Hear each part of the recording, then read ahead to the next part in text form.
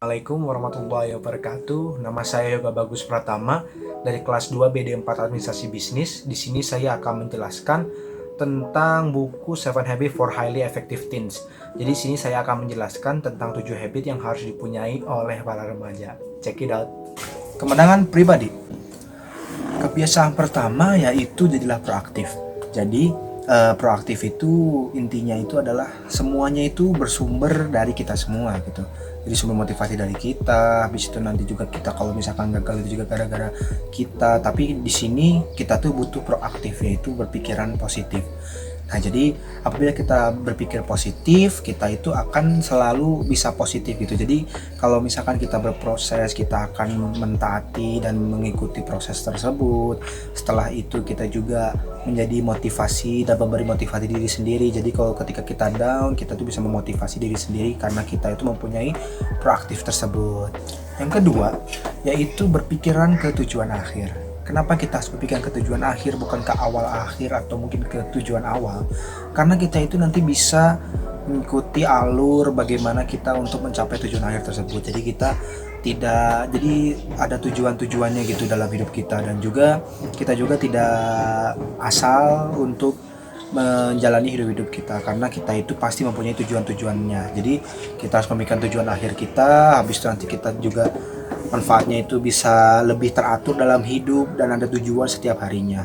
Walaupun tujuan akhir itu istilahnya mungkin orang-orang banyak yang memikirkan ini berpikiran untuk jauh, tapi ternyata tujuan akhir itu bisa dibilang lah, misalnya tujuan akhir yang dekat atau maupun yang jauh itu sama saja. Tujuan akhir hari ini misalkan bisa menyelesaikan desain, misalkan kalau saya, yaitu tujuan akhir kita gitu. Jadi nanti kita berproses di hari itu, kita tuh harus menyelesaikan desain tersebut, seperti itu. Setelah itu juga kita juga ada caranya untuk mencapai sasaran tersebut. Yang pertama maksudnya itu seperti hitung biayanya sih. Kalau misalkan kita harus desain 5 dalam per hari, ya kita di situ harus secara konsisten itu misalkan 12 jam atau mungkin dalam 24 jam itu dibagi 5 untuk bisa mendapatkan 5 desain tersebut. Yang kedua itu adalah tuliskan. Kenapa dituliskan? Soalnya kalau tidak dituliskan itu akan menjadi angan-angan saja gitu. Yang ketiga itu adalah laksanakan. Jadi laksanakan, jangan hanya diem saja gitu. Jadi harus dilaksanakan. Yang keempat itu adalah gunakan momentum yang tepat.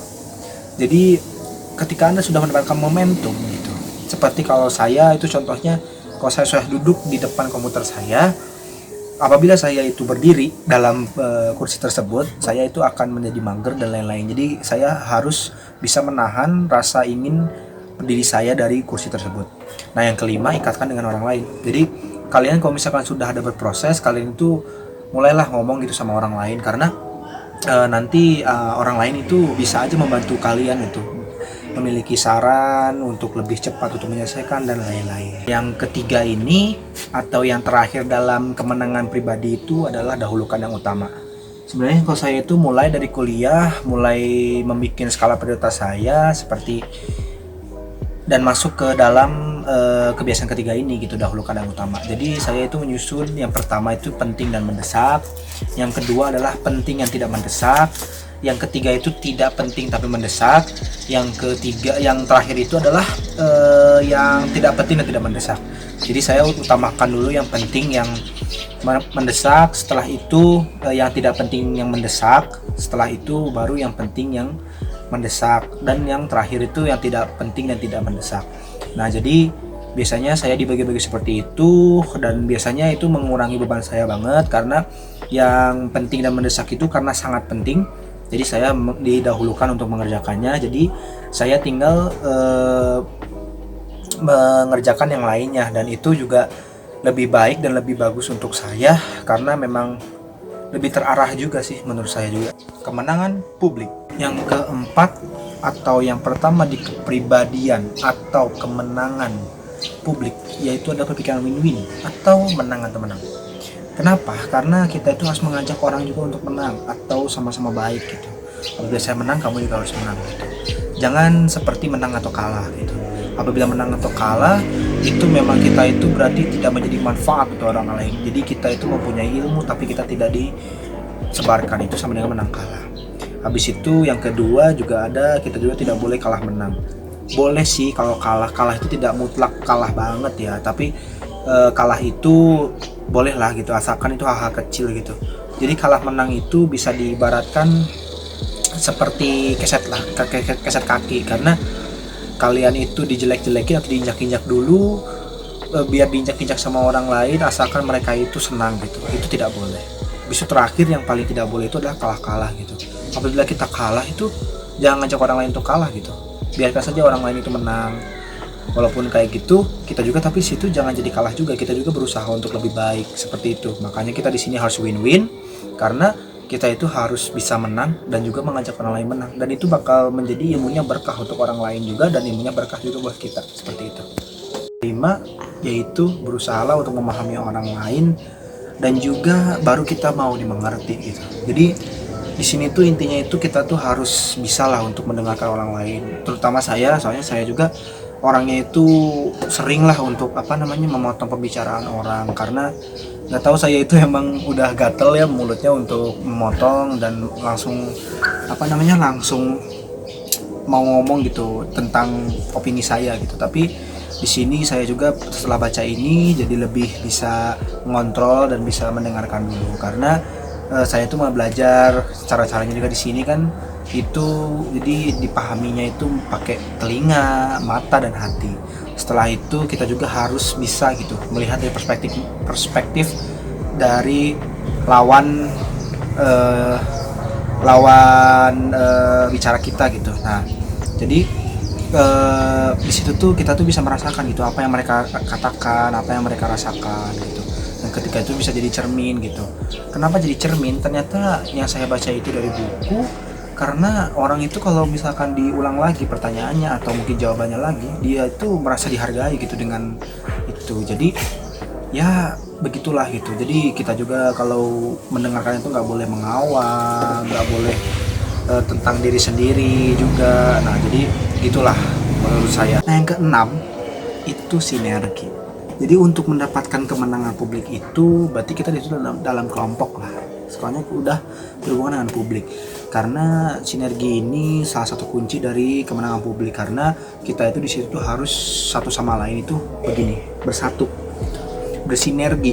Karena kita tuh bersinergi itu dalam artian itu yang saya mengerti adalah kita tuh harus mengangkat kelebihan kita dan menutupi kelemahan-kelemahan kita gitu. Apalagi kalau udah kelompok, kita tuh harus saling mendukung dan saling menutupi aib-aib kita sendiri dan kelemahan-kelemahan kita sendiri. Jadi makanya setelah kita membuat tim itu kita tuh harus membina sinergi tersebut gitu. Jadi kita harus ada evaluasi, harus ada seperti buat membuat refresh otak. Jadi kita tuh harus sinergi itu harus masih terus terjaga dan terus berkembang seperti itu. Pembaharuan diri.